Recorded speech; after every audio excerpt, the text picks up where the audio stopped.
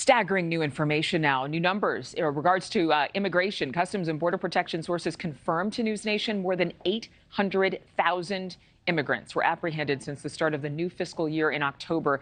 That's a third of all of last year's encounters. So just in a matter of months, we're seeing these numbers continue to tick up.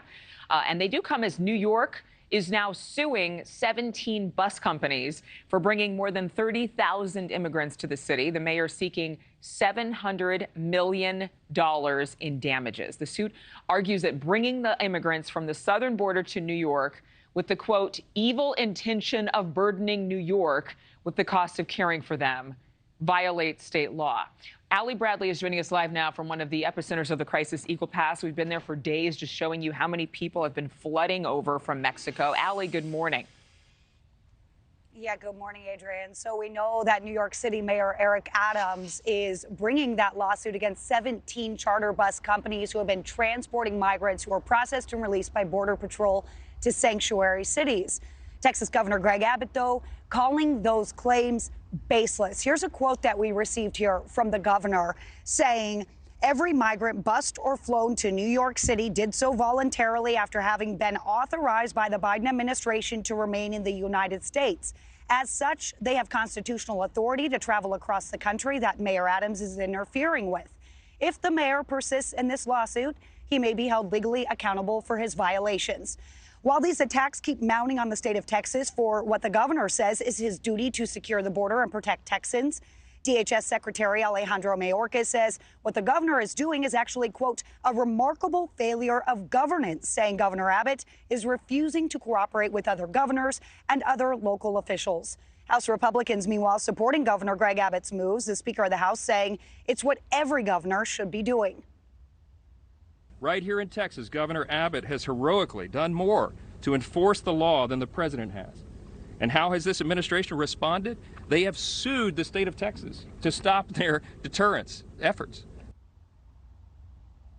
Now, CBP sources confirm that 302,000 people crossed into the U.S. through the southern border last month, but the majority didn't even cross into the busy Del Rio sector, which is where we are here in Texas.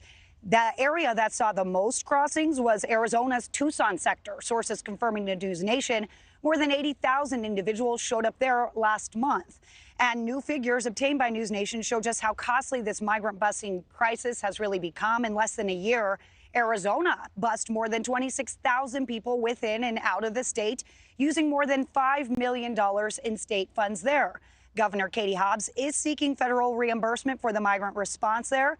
Former Arizona Governor Doug Ducey also moved around 3,000 people out of Arizona toward the end of his term. Now, Arizona is not the only one seeking federal reimbursement for moving people around the country. We also know El Paso is and has been moving people out of their city for years, and they have been getting government reimbursement, federal taxpayer dollars to do those moves. Now, we know when I had asked local officials there, what was the difference in what they were doing in El Paso versus what Texas Governor Greg Abbott is doing here in Eagle Pass and other areas?